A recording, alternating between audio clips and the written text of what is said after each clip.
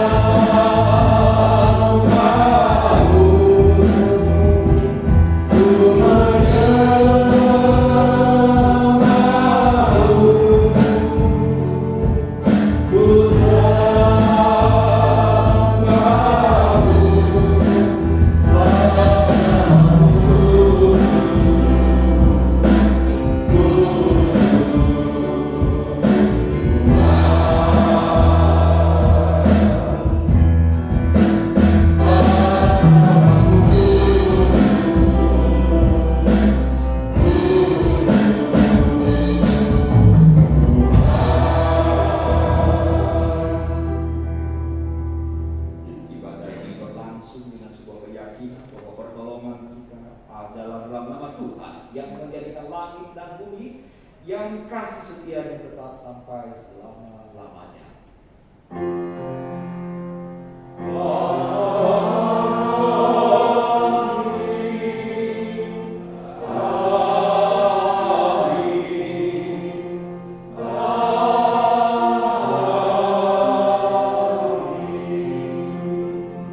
Kiranya kasih karunia dan damai sejahtera dari Allah Bapa kita dan dari Yesus Kristus menyertai saudara-saudara sekalian. Jemaat silakan duduk kembali. Tuhan pada hari ini akan disampaikan oleh Pendeta Haji dengan tema menghargai lembaga perkawinan. Nas pengantar kita diambil dari Matius 19 ayat yang ke-6. Demikianlah mereka bukan lagi dua, melainkan satu. Karena itu, apa yang telah dipersatukan Allah tidak boleh dipisahkan manusia. Mari kita naikkan pujian doa kepaksaan. Mari kita selalu berlindung dalam pertolongan Tuhan, supaya kita memiliki kekuatan dalam beribadah hidup.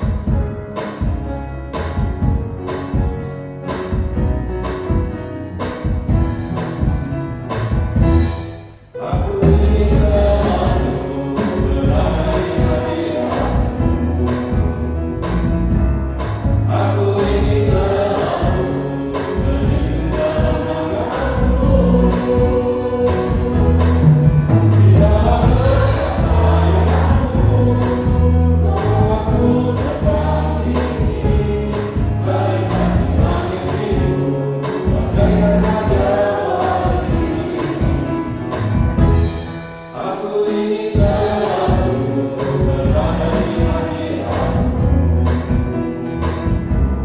Aku ingin selalu berlindung dalam naungan-Mu. Di bawah berkat sayang-Mu, Kau bawa aku terbang tinggi, baik kasih langit biru, bagaikan raja wali. Bagaikan raja wali.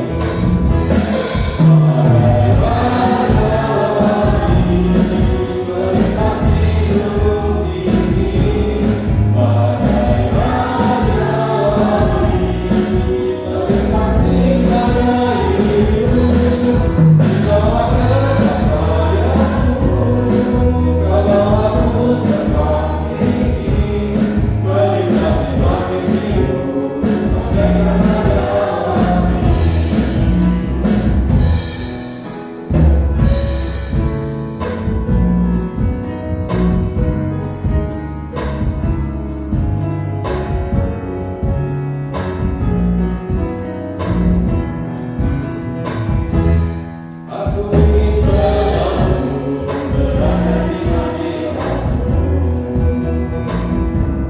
Aku ingin selalu berlindung dalam naungan-Mu. Di dalam berkat sayang-Mu, Kau bawa aku terbang tinggi, baik kasih langit biru, bagaikan raja wali.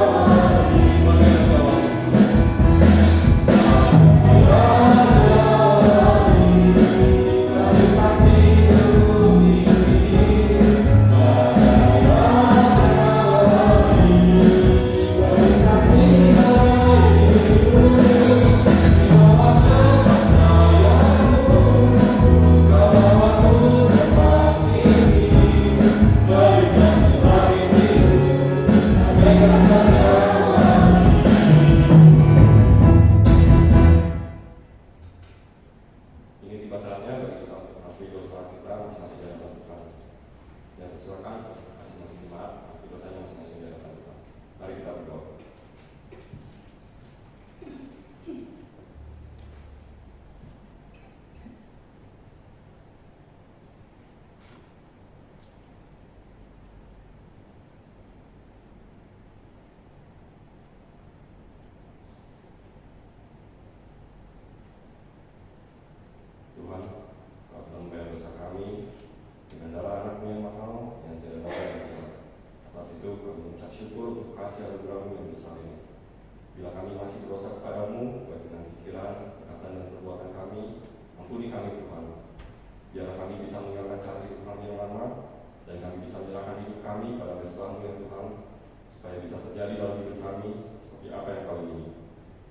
Yesus kami menyerahkan doa pengampunan dosa kami. Amin. Mari kita naikkan pujian seperti yang kali ini.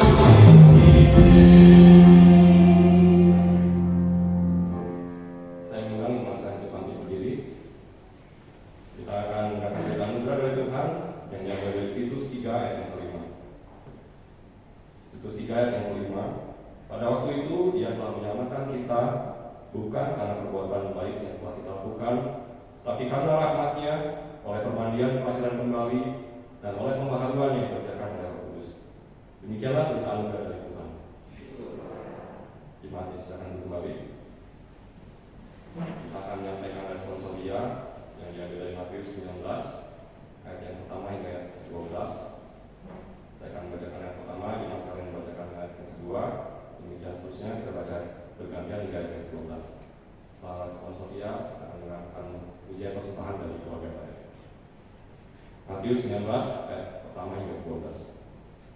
Setelah Yesus selesai dengan pengajarannya itu, berangkatlah ia dari Galilea dan tiba di daerah Yudea yang di seberang sungai Yordan.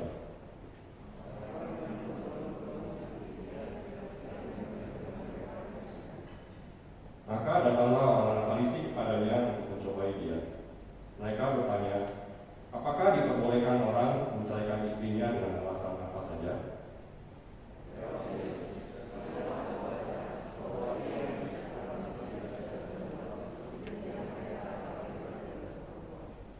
Dan firman-Nya, sebab itu laki-laki akan meninggalkan ayah dan ibunya dan bersatu dengan istrinya, sehingga keduanya itu menjadi satu daging.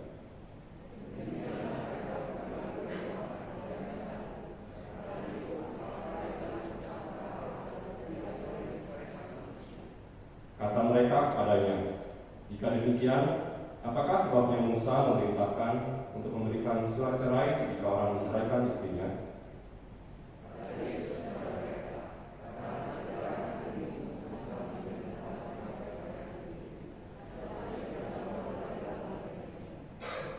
Tetapi aku berkata kepadamu, barang siapa menceraikan istrinya kecuali karena zina, lalu kawin dengan perempuan lain, ia berbuat zina.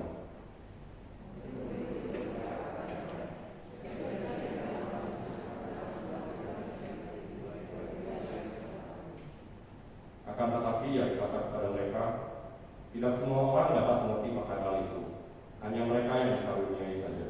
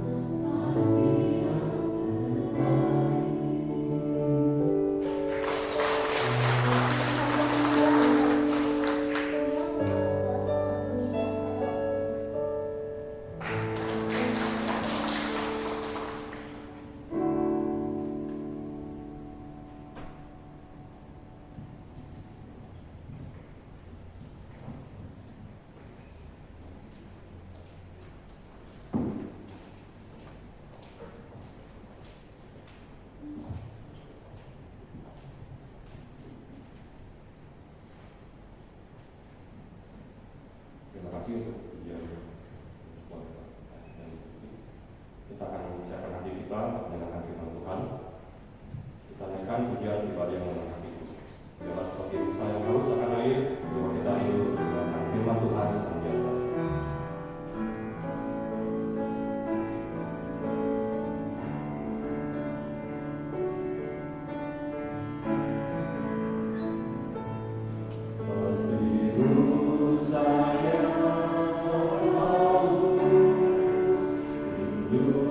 Aliran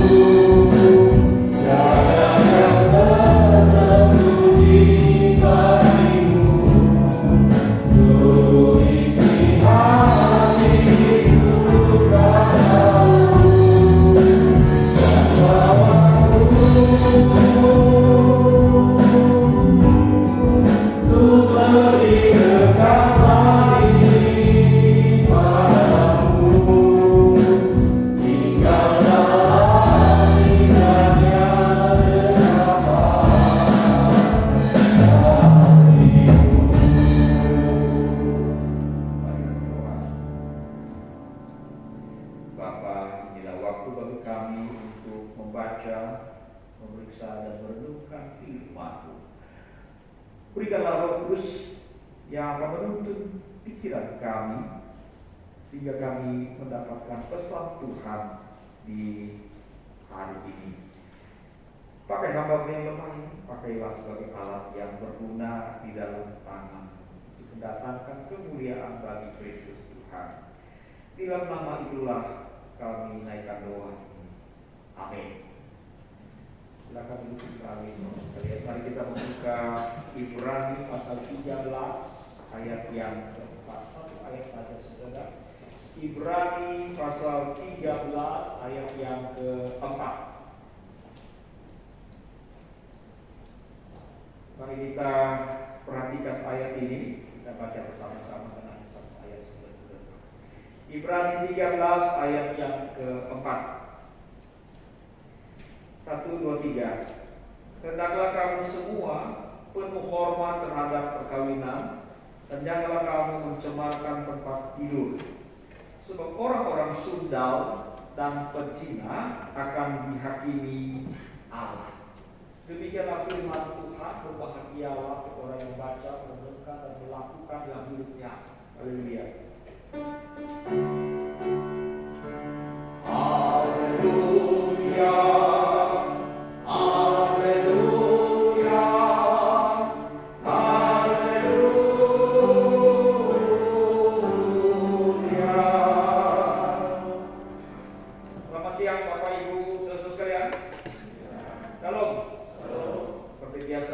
Senyum, pakai tangan buat kawan-kawan kita. Say hello. Iya. Tema kita hari ini adalah menghargai lembaga perkawinan. Menghormati, menghargai lembaga perkawinan. Berapa tahun yang lampau, sebuah lembaga yang disebut dengan Just Dating melakukan survei terhadap orang Indonesia. Yang disurvei adalah tentang tingkat perselingkuhan yang dilakukan oleh pria dan wanita Indonesia. Sudah tahu berapa persen orang Indonesia yang telah melakukan perselingkuhan? Data itu menunjukkan bahwa ada 40%. 40% pria dan wanita mengaku pernah berselingkuh dan mengkhianati pasangannya. Pertanyaan saya, siapa yang masuk 40% itu di tempat kita? Syukur gak ada satu pun ternyata. Baik-baik semua ya. Yang masuk 60%. Ada satu yang mengaku. Wow, saudara, angka ini mengejutkan ya. Perselingkuhan tidak selalu berarti terjadi hubungan kontak fisik antara pria dan wanita secara ilegal. Tidak.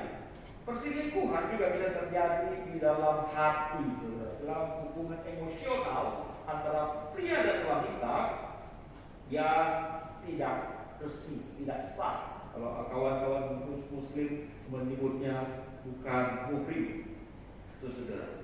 Kekristenan sangat menghormati pernikahan, dan pernikahan itu unik sekali, saudara. Unik sekali. Karena apa? Yang membedakan setelah dan sebelum menikah itu sangat-sangat luar biasa, saudara. Sebelum menikah orang tidak boleh hidup bersama, setuju, saudara?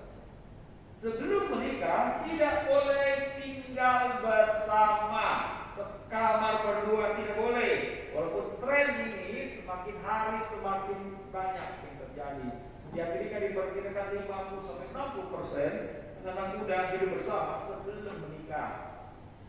Tidak Kristiani, saudara sekalian. Yang Kristiani adalah tidak boleh. Tapi begitu setelah menikah itu harus hidup bersama dan tidak boleh berpisah. Saudara lihat perbedaannya. Sebelum menikah tidak boleh tinggal bersama. Begitu setelah menikah itu harus tinggal bersama, tidak boleh bercerai, tidak boleh berpisah. Itu uniknya pernikahan. Pernikahan, perkawinan di dalam Kekristenan itu juga menyangkut legalitas seksualitas, betul ya?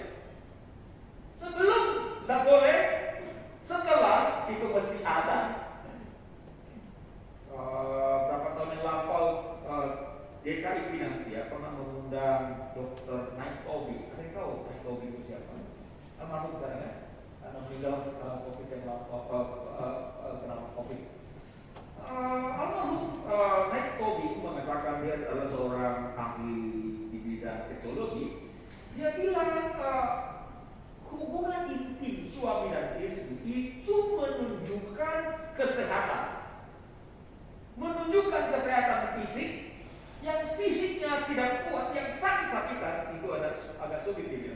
Itu juga menyangkut masalah mentalitas, masalah hati, masalah sosial dan sebagainya. Nah, sosial sekalian. Jadi yang membuat legal atau tidak legal adalah pernikahan. Saya katakan tadi, kekristenan menempatkan lembaga pernikahan sebagai sesuatu yang sangat-sangat istimewa. Itu sebabnya di dalam kekristenan kita tidak mengenal istilah kawin kontrak. Pernah dengar istilah itu? Kekristenan tidak mengenal istilah kawin kontrak. Kekristenan juga tidak mengenal istilah nikah siri. Apa itu nikah siri? Apa itu nikah siri?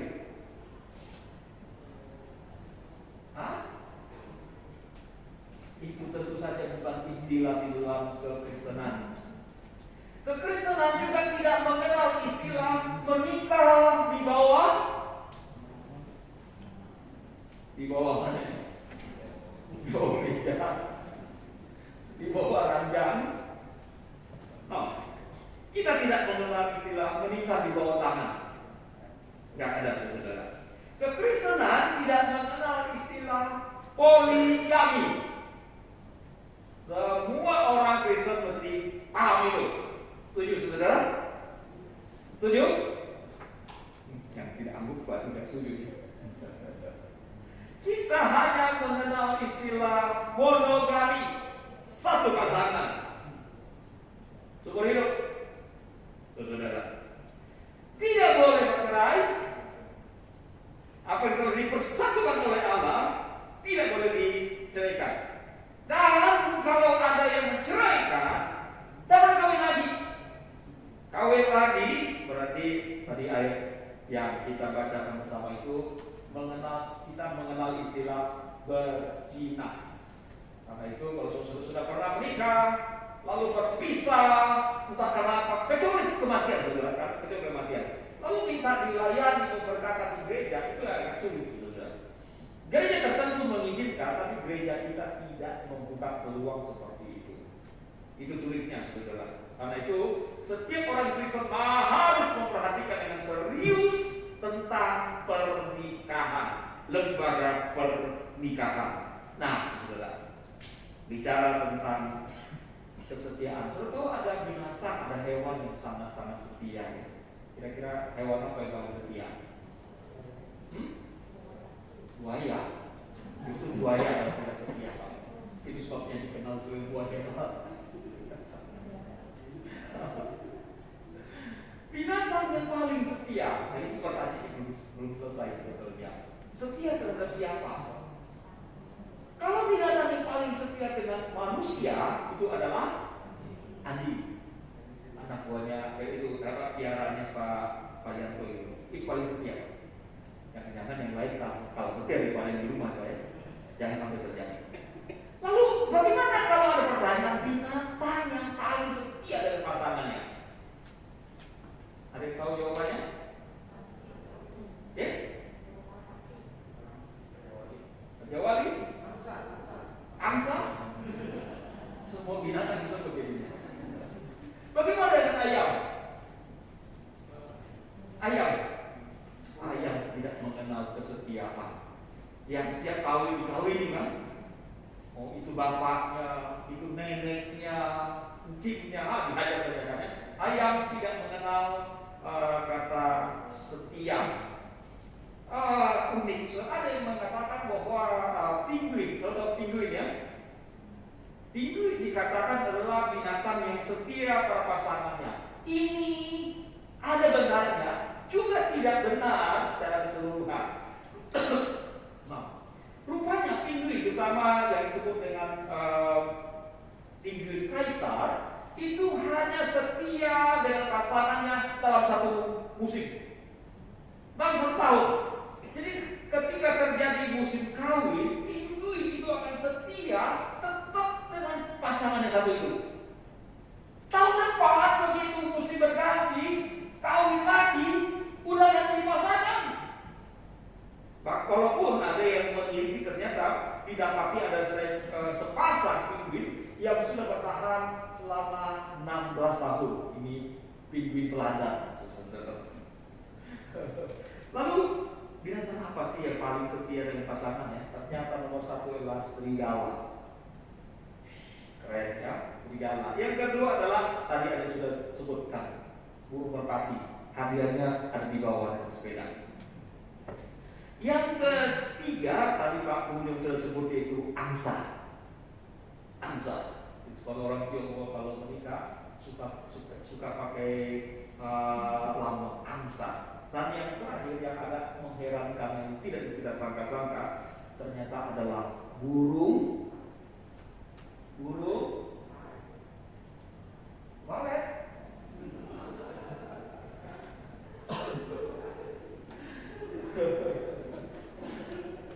Yang setia dengan pasangannya adalah burung hantu.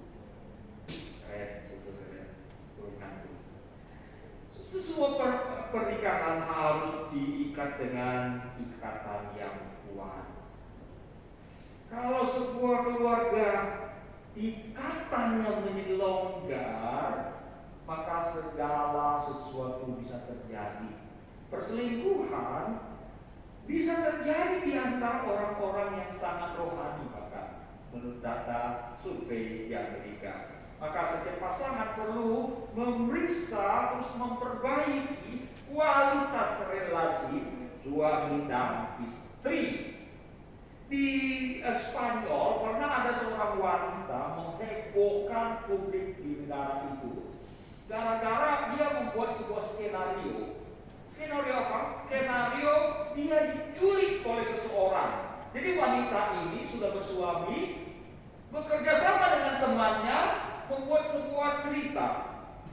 Jadi dia diculik, lalu dikirimilah sejumlah tebusan. Nah, saya harap ini tidak menjadi inspirasi bagi ibu-ibu untuk mencoba-coba, jangan lakukan itu. Tapi kalau ibu ini bersama dengan kawannya itu bukan profesional, akhirnya tercium oleh polisi. Keduanya pun dilandang ke kantor polisi, saudara.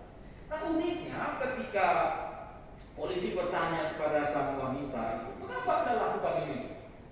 Membuat sebuah peristiwa penculikan palsu, kira-kira begitu. Si wanita itu berkata, saya hanya ingin menguji suami saya. Apa yang akan dia lakukan kalau saya diculik?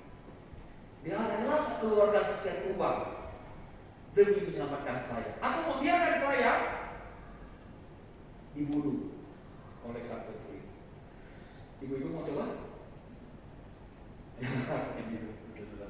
Tapi cerita ini menarik. Nah sekarang pertanyaan, seandainya kalau pasangan kita diculik, lalu kita tebusan 25 juta, Pak Yanto bayar apa enggak?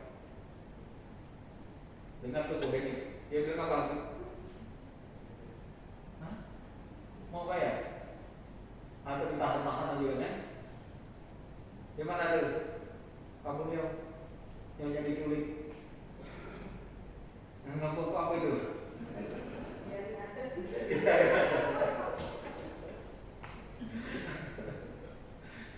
Kalau para suami berkata, oh ditahan aja lah, ada yang salah dengan pernikahan, ada masalah dengan pernikahan. Saudara-saudara sekalian, apa yang menjadi penyebab perselingkuhan? Rupanya antara pria dan wanita ada perbedaan. Setiap orang yang terlibat dengan perselingkuhan mempunyai alasan yang macam-macam. Tetapi faktor yang paling dominan antara pria dan wanita berbeda. Nah sekarang saya akan beberkan ini, nanti saya akan cross check ya, apakah betul atau tidak. Pria ternyata perselingkuhan bukan hanya didasarkan atas hasrat seksualitas, bukan hanya itu. Tetapi rupanya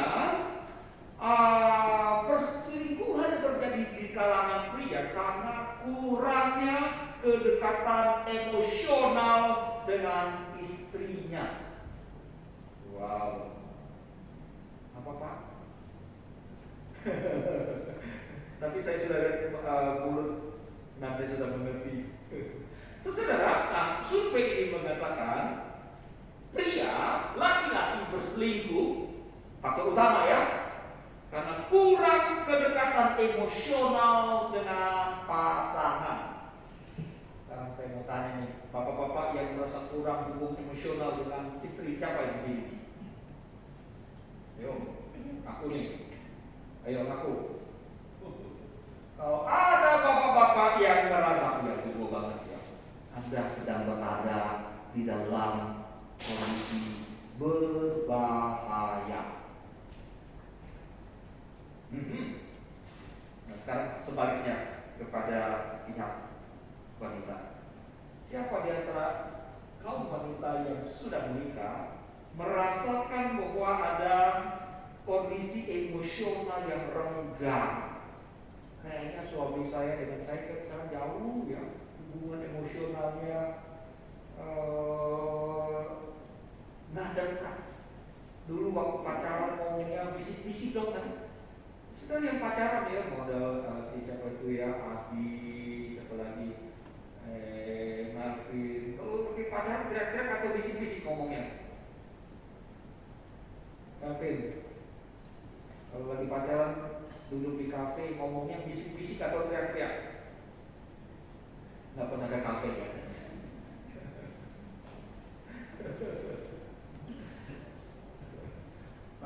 Si Marmata dulu pacaran bisik-bisik atau teriak-teriak?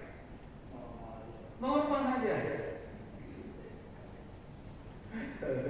Yang normal justru ngomongnya bisik-bisik. Betul ya? Lihat orang-orang yang pacaran di duduk di kafe, mereka ngomongnya bisik-bisik. Bisik-bisik. Kalau saya ya ngomong kembali Bu Lydia, orang yang duduk di restoran atau di kafe, dia sedang berselingkuh atau tidak ketahuan dari posisi duduknya, saudara. Tapi kalau saudara sedang pergi reuni ketemu kaum lama, lihat posisi duduknya, hati-hati ya. Kalau seorang pria, seorang bapak-bapak, apalagi yang sudah berumur, duduk di samping seorang wanita ngomong bisik-bisik, itu kemungkinan besar selingkuhan. Tapi kalau dia duduk di sini dan di depan itu di hadapannya, mungkin itu sekretarisnya, mungkin itu anaknya atau siapa. Tapi kalau seorang pria duduk di samping seorang wanita lalu bisik-bisik, besar kemungkinan ada sesuatu yang ada. Belum tentu, tapi besar kemungkinan seperti itu. Jadi nanti kalau pergi duduk, hati-hati duduknya ya. Siapa yang mau ajak Ibu Lydia duduk di kios mana, duduknya hati-hati. Karena bisa disalah tafsirkan. Nah, saudara-saudara, kedekatan emosional itu sangat penting. Ini menjadi cikal bakal bagi seorang pria untuk jatuh di dalam perselingkuhan. Saudara sekalian. Nah, rupanya hubungan yang dingin dikatakan lama-kelamaan memicu masalah di dalam hubungan, kurang menghargai keberadaan satu sama lain. Nah, kurangnya rasa penghargaan inilah dikatakan kemudian menjadi salah satu kunci utama bagi pria untuk membangun kedekatan emosional dengan orang lain.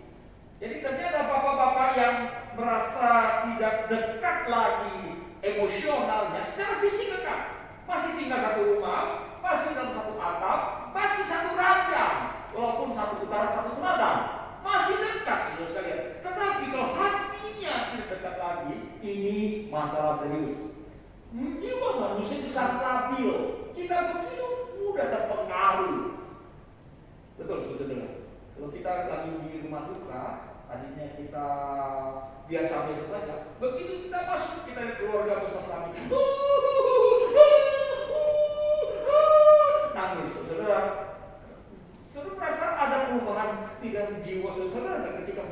orang ramai-ramai menangis? Betul nggak? Kita langsung terpengaruh. Karena jiwa kita itu umumnya itu sangat labil, sekalian. Gampang terpengaruh. Ini coba bayangkan, di rumah kita tidak dekat dengan istri kita, tapi begitu kita keluar, ketemu kawan lama kita, terutama yang sudah lama tidak bertemu ya, maka reuni itu hati-hati saudara. Wih, di situ ngomong enak ya, enak loh, dia perhatianmu. Dekat banget ya enak sama dia. Kalau ngomong tuh enak, dia ngerti saya. Tapi kalau rumah itu nggak ngerti saya. Dulu bisa bisik-bisik dan ngerti. Sekarang nggak bisa, mesti teriak-teriak. Bahaya sekali saudara. Bahaya sekali. Jadi waspadalah supaya kita tetap hormat pada lembaga perkawinan. Hati-hati dalam hal ini saudara. Bapak-bapak yang merasa tidak dekat dengan istrinya, waspada. Ibu-ibu apabila ibu-ibu merasa hubungan emosional dengan suami sudah mulai retak, bahaya. Belum tentu dia akan terjatuh dalam perselingkuhan, tapi celah itu, peluang itu, potensi itu sudah mulai terbuka. Segera perbaiki. Segera perbaiki. Kaum pria yang merasa kok gak enak ya ngomong sama istri sekarang ini. Ngomong dikit pasti berantem. Ngomong sedikit ribut. Ada yang salah. Sebentar lagi kalau ketemu orang yang ngomongnya enak, udah deh, langsung nyambung, enak. Yang satu ini hubungan batin mulai terasa. Dosa sekali, bahaya. Penyebab utama bagi seorang wanita jatuh dalam perselingkuhan, ini bukan pengalaman saya saudara ya. Saya belum pernah jatuh dalam perselingkuhan, lagi pula saya berwanita, kan?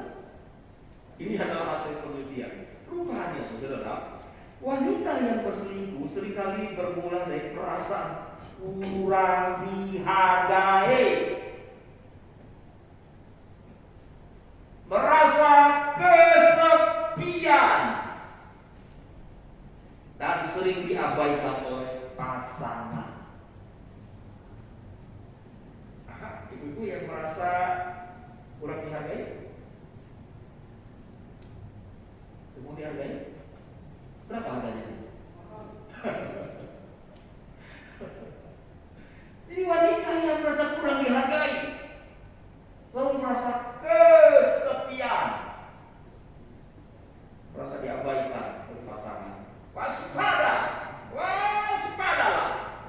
Karena orang-orang seperti ini, wanita-wanita seperti ini, benar-benar sendiri ya, sudah berada dengan potensial untuk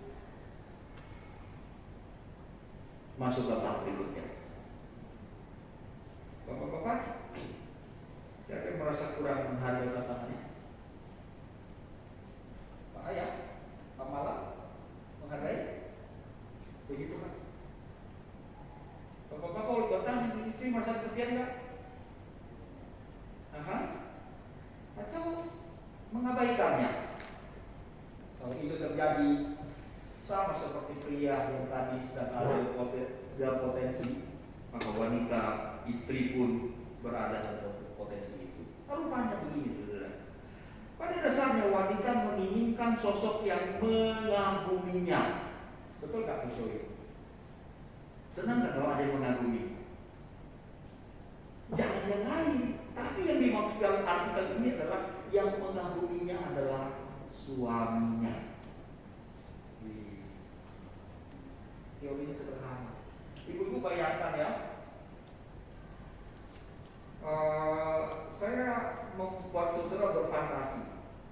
Ada sebuah pulaunya bagus, dan di pulau itu hanya ada perempuan, gak ada laki-laki sekali satu pun, gak ada. Nah, katakan wanita di sana itu berada di pulau selama 1 bulan. Pertanyaan saya, ibu-ibu, wanita muda, wanita paruh baya, bahkan nenek-nenek di pulau itu selama sebulan kira-kira pakai listrik gak boleh?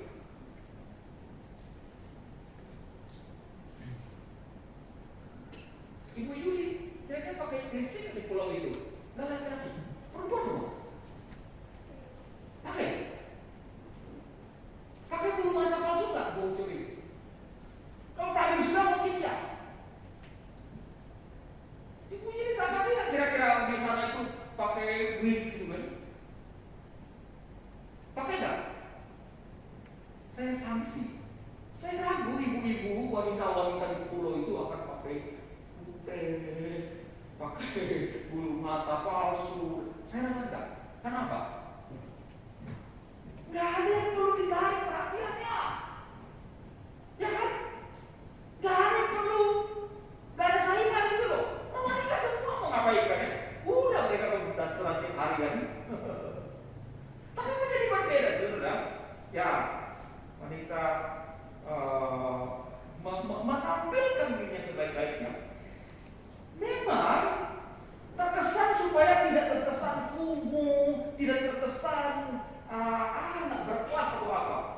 Tapi sebetulnya di balik filosofi itu adalah wanita berdandan supaya tetap pesonanya muncul di hadapan suaminya. Itu filosofi yang paling dasar. Bahwa dia tampak lebih bagus dari angkatan dia, bahkan angkatan emaknya. Itu bonus saudara. Ya kan? Kalau ada wanita tampil bagus, lebih bagus dari emaknya, bahkan angkatan neneknya, itu udah wajar dong. Mana sih anak muda, anak wanita tidak lebih bagus dari angkatan neneknya? Ya kan? Jadi anak muda dibanding neneknya ya wajar. Oke. Dia ingin lebih bagus dari lain, itu wajar. Tetapi paling penting, dia bisa ini ternyata wanita ini dikagumi oleh orang yang paling dekat dengan dirinya, yaitu suaminya. Nah, sementara wanita-wanita yang tidak mendapatkan itu, dia merasa kurang dihargai oleh pasangannya. Nah, diabaikan oleh pasangannya, maka dia membuka diri, berada dalam posisi untuk jatuh di dalam perselingkuhan. Jadi karena itu bapak-bapak, supaya istri tidak kabur, ini yang harus dilakukan. Caranya adalah belajar untuk menghargai. Belajar untuk menghargai. Tapi kalau saya berkata, saya sih nggak mau lah, masa bodoh lah, biar pergi lebih cepat lebih baik. Ini masalah daripada pergi. Oke, engkau tidak menghormati pernikahan seperti yang dikatakan oleh Ibrani 13:4. Bapak-bapak yang mendapati pasangannya diabaikan dan mulai tidak nyaman di rumah dan tidak berusaha memperbaikinya, masalah ada padamu. Engkau tidak menghormati pernikahan sebagaimana Allah ingin kita lakukan. Karena itu bapak-bapak belajar untuk menghargai. Apakah ibu merasa kesepian di rumah? Maka bapak-bapak lakukan sesuatu untuk mengantisipasi itu. Jangan juga dibiarkan istri merasa diabaikan. Jadi, saudara sekalian, sama-sama harus menjaga dengan baik. Apa solusi yang harusnya kita lakukan untuk membuat keluarga kita tetap sentosa, jaya, dan baik adanya, sehingga tidak terjatuh di dalam kebosanan yang membawa seseorang jatuh di dalam perselingkuhan? Beberapa hal tips sederhana yang mungkin bisa kita terapkan adalah ikutilah petunjuk dari Efesus di dalam tulisan Paulus ini, saudara. Ini seringkali kita kutip Efesus di dalam pasal yang keempat, saudara sekalian. Pasal ke-5 harusnya. Ya, pasal ke-5. Efesus pasal ke-5. Di situ ada syarat minimal supaya relasi suami dan istri menjadi lebih baik dan lebih baik lagi. Dimulailah dengan istri.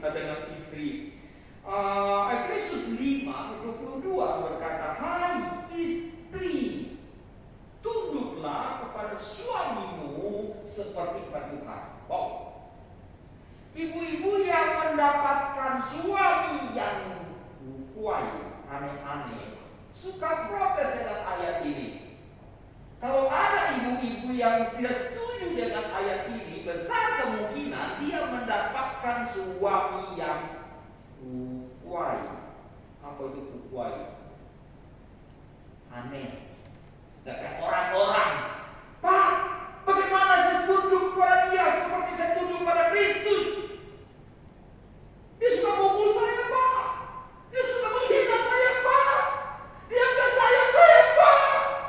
Dia mengabaikan saya, Pak. Dia gak bertanggung jawab, Pak. Ya, bisa dimengerti. Karena latar belakang seperti ini, maka sebagian orang tidak setuju dengan ayat ini. Tapi ibu-ibu sekalian, supaya kondisi berbalik arah, maka ikutilah saran ayat ini, ibu sekalian. Maka mau tidak mau, istri-istri belajar tunduk. Kenapa? Saya pernah jelaskan bahwa kaum pria itu pada dasarnya adalah seperti raja kecil, ya. Betul nggak? Raja di rumah kayak raja kan ya? Bung Alfa laki-laki kayak raja kan ya? Raja kalau ngomong didengar enak apa enggak? Suka enggak? Pak Bunyang sebagai bos, ini bos bengkel, kalau ngomong anak buah nurut, bapak senang nggak? Bapak ngomong dia nggak nurut, gimana rasanya Pak? Sakitnya di mana? Pria itu seperti raja, kalau ngomong tuh dituruti gitu loh. Dia nyaman banget kan ya. Tapi nggak boleh menjadi raja yang lain tentu saja ya. Saudara, nah seorang wanita kalau dia tidak mau mendengarkan, tidak mau taat kepada suaminya, ada risiko yang harus dia panen. Ada kesulitan yang akan berbalik kepada dirinya. Tapi sebaliknya, kalau dia menuruti anjuran firman ini, maka dia sendiri yang akan mendapatkan, memanen, mendapatkan keuntungan untuk dirinya juga. Terus masih ingat saya apa yang saya jelaskan bertahun-tahun seorang pria malam-malam jam ini, Mam, aku lapar nih, masakan minum. Si nyonya ngomong begini, udah malam, udah capek, udah ngepel, udah gosok, udah ini, udah itu. Lagian udah jam begini lu makan lagi. Lihat lu punya perut tuh udah gede. Hei bapak-bapak nih kalau begini nyaman nggak? Nyaman nggak Pak? Haleluya, istri saya peduli untuk saya. Nyaman? Nggak nyaman, saudara. Dia teriak pada ini, "Nom, masak nih. Iya tuan, pakai telur enggak? Pakai." Lama-lama si tuan ini, si bapak ini lebih sayang pada istri atau pembantunya? Halo? Pembantu kan enggak, dia urut aja kan. Selama dia mau kerja, si tuan yang bilang bahasa ini, dia nggak ada, dia nggak pernah ngomong si bapak ini. Gua udah capek Pak, udah 3 ekor gosok, nyuci, ngepel, baru mau tidur, suruh masak mie lagi. Lagian bapak punya perut gede. Ada pembantu ngomong gitu? Nggak ada. Selama dia mau kerja kan, apa yang diminta dia lakukan. Senang hati kita nggak tahu. Terus sekalian. Nah, ini bisa jadi masalah. Maka itulah syarat ini. Begitu pula sebaliknya kaum pria, ada anjuran basic yang harus dimiliki dan harus dilakukan oleh kaum pria. Ayat 25, hai suami, kasihi istrimu, bukan kasihi istri-istrimu. Kasihi istrimu sebagaimana Kristus telah mengasihi jemaat dan telah menyerahkan dirinya baginya. Tuntutan istri adalah taat pada suami, tetapi tuntutan terhadap suami terhadap istrinya adalah mengasihinya. Bahkan dicontohkan seperti Kristus telah memberikan nyawanya bagi gerejanya, bagi umatnya. Saudara, nah kalau dua tuntutan dasar ini diaminkan, dilaksanakan oleh semua keluarga Kristen, saya rasa di atas 50% keluarga kita sudah aman. Betul nggak? Saya rasa itu penting sekali, saudara. Perselingkuhan itu itu bisa kita kesampingkan bahkan kalau kita menjalankan firman Tuhan ini dengan sebaik-baiknya. Problemnya saudara, bagaimana seorang suami belajar mengasihi istrinya kalau istri itu nggak pernah taat? Sebaliknya, bagaimana seorang istri mau taat kepada suaminya kalau dia merasa tidak disayang, tidak dicintai seperti Kristus mengasihi jemaatnya? Ini timbal balik, saudara-saudara. Ini timbal balik. Karena itu lakukanlah apa yang dikatakan oleh firman ini. Ini akan menjadi sebuah terobosan awal untuk mengantisipasi, mencegah rusaknya hubungan di dalam rumah tangga. Baiklah, saya tutup pada masalahnya ini. Desember 2013 di California ada sebuah pemakaman yang agak unik, saudara. Pemakaman atas seorang pria bernama Joseph. Joseph siapa? Saya cari contekannya dulu. Joseph hilang nama. Joseph Gunn. Joseph Gunn ini adalah veteran Perang Dunia Kedua. Jadi kalau saudara bingung kan ya, Perang Dunia Kedua kok dikuburkan tahun 2013? Nah, selain veteran Perang Dunia Kedua, dia juga dilibatkan dalam perang di Korea. Saudara, tahun 1950 dia berangkat ke Korea untuk perang. Sebelum berangkat dia sudah berpesan kepada istrinya bernama Clara, kalau terjadi apa-apa dengan saya, kamu boleh kawin lagi. Nah, itu kata si Joseph. Pergilah si Joseph di tahun itu. Nah, sampai di Korea, rupanya Joseph ini ditangkap, lalu hilang, gak ada berita. Yang menarik adalah Clara terus menunggu. Dan dia secara berkala berkomunikasi dengan pemerintah. Tapi Korea Utara tidak pernah memberikan konfirmasi. Ini orang hidup atau mati? Maksud kalian, nggak pernah. Baru pada tahun 2013 diberitahukan bahwa Joseph Gunn telah meninggal di tahun 1951. Jadi berapa tahun dia menunggu suaminya pulang? Berapa tahun? 63 tahun. 63 tahun. Waktu itu Clara telah berumur 94 tahun. Kepada reporter, Clara berkata seperti yang saya kutip tadi. Suaminya berkata, kalau terjadi apa-apa kamu kawin lagi. Tapi Clara bilang begini, tidak. Saya tetap akan setia menunggu suamiku pulang. Mimpi dia adalah suaminya pulang dengan selamat. Dia bahkan telah membeli sebuah rumah, mendandani sedemikian rupa. Dia berharap suaminya pulang, yang bisa dilakukan oleh suaminya hanya bersantai tiap hari boleh pergi memancing, kata dia.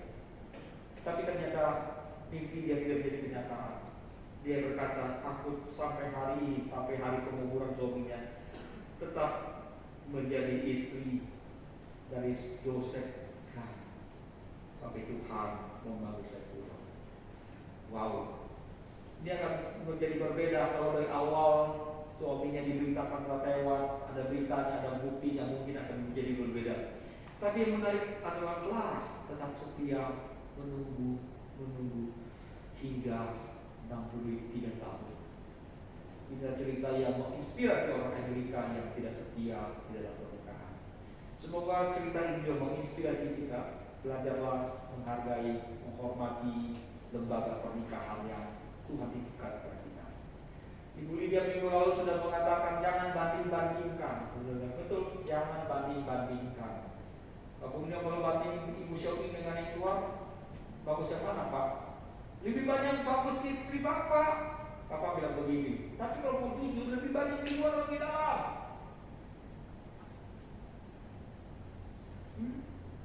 Ayo, Bapak-bapak, ibu-ibu kalau mau bandingkan yang lain, yang lebih manis, yang lebih ganteng, yang lebih kaya, yang lebih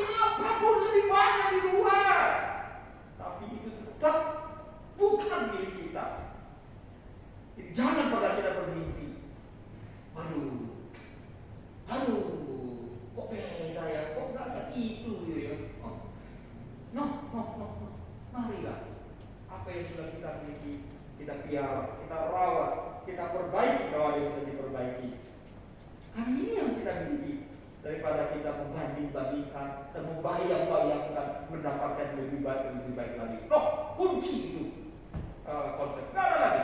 Matikan konsep itu. Karena yang ada pada diri kita itulah yang harus kita miliki, kita perbaiki, kita pertahankan. Saudara sekalian, semoga Tuhan menolong kita semua. Mari kita berdoa. Di bulan keluarga ini adalah baik kita masing-masing introspeksi di dalam mengarungi rumah tangga yang Tuhan berikan kepada kita. Pernahkah terbersit dalam pikiran kita untuk melakukan kecurangan? Sebagaimana 40% pria dan wanita Indonesia mengaku pernah berselingkuh dan mengkhianati pasangan.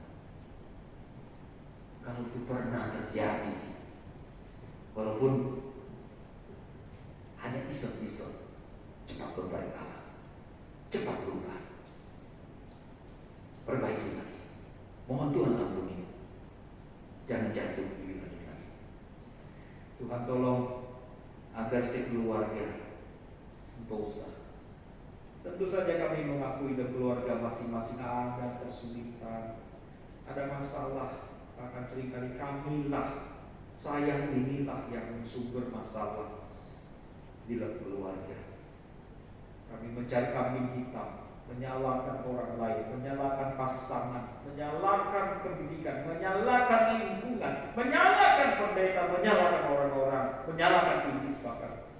Tuhan tolong agar kami insaf, tidak boleh tidak menghargai perkawinan yang telah menjadi bagian hidup kami. Ampunilah kedegilan hati kami, kekerasan hati kami. Berbaharui kami Bapa, mampukan kami untuk memulihkan sesuatu yang tampaknya sudah bermasalah. Tolong kami Bapa, di dalam Kristus Allah kami naikkan doa permohonan ini. Amin. Tuhan memberkati saudara. Silakan Pak Steve.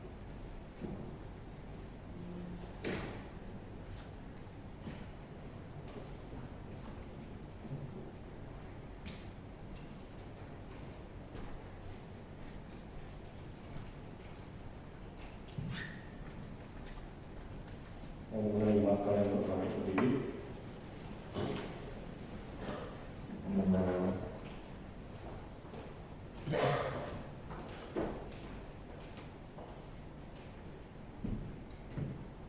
Kita akan menyatakan iman kita bersama dengan Allah di masa lalu, masa kini, dan masa depan sesuai dengan pengakuan yang asli.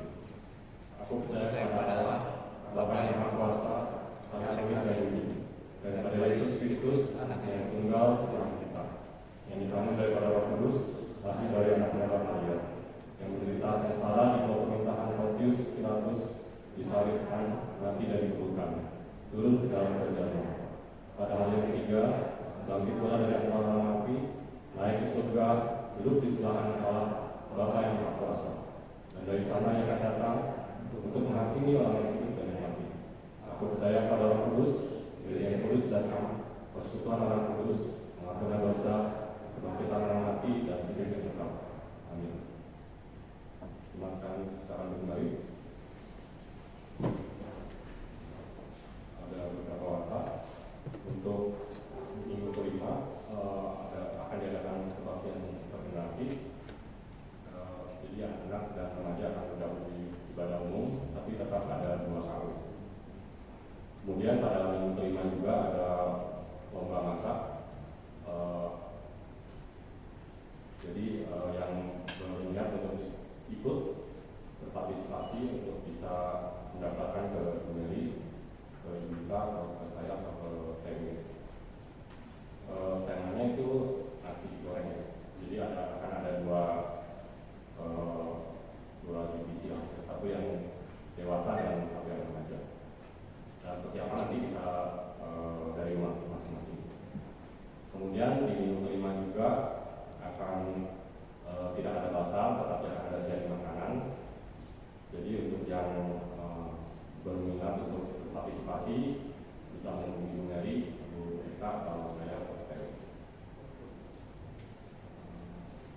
Lalu seperti biasa, hari Kamis ada persekutuan doa, mengundang Bapak Ibu sekalian untuk hadir dan bersekutu berdoa bersama-sama.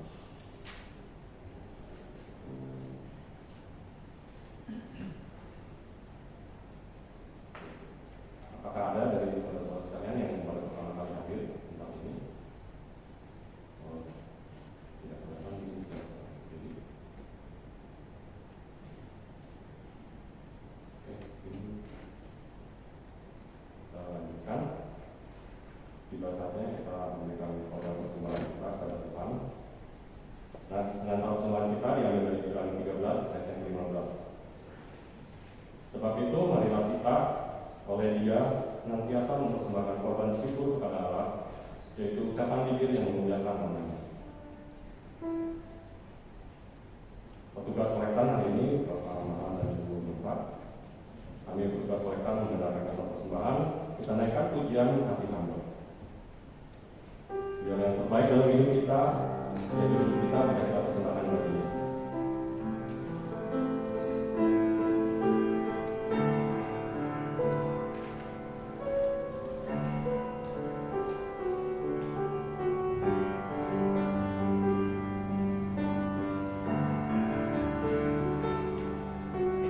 Ku tak dapat lupakan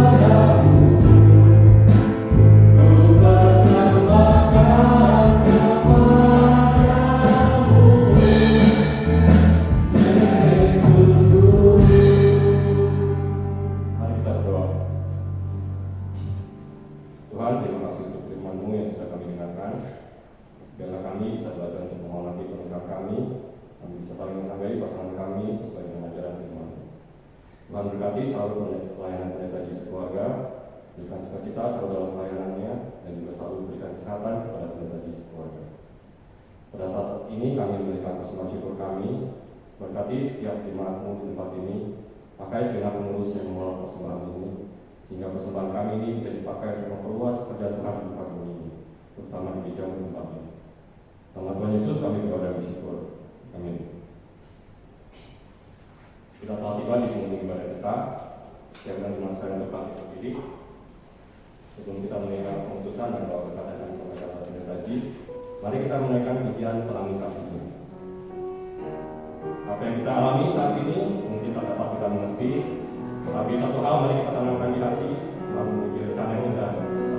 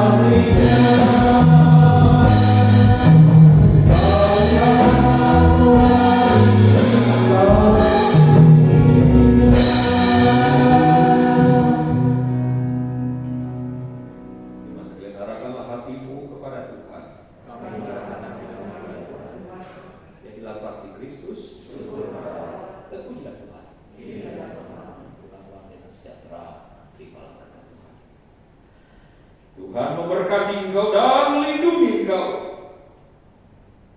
Tuhan menyinari engkau dengan wajah-Nya dan memberi engkau kasih karunia.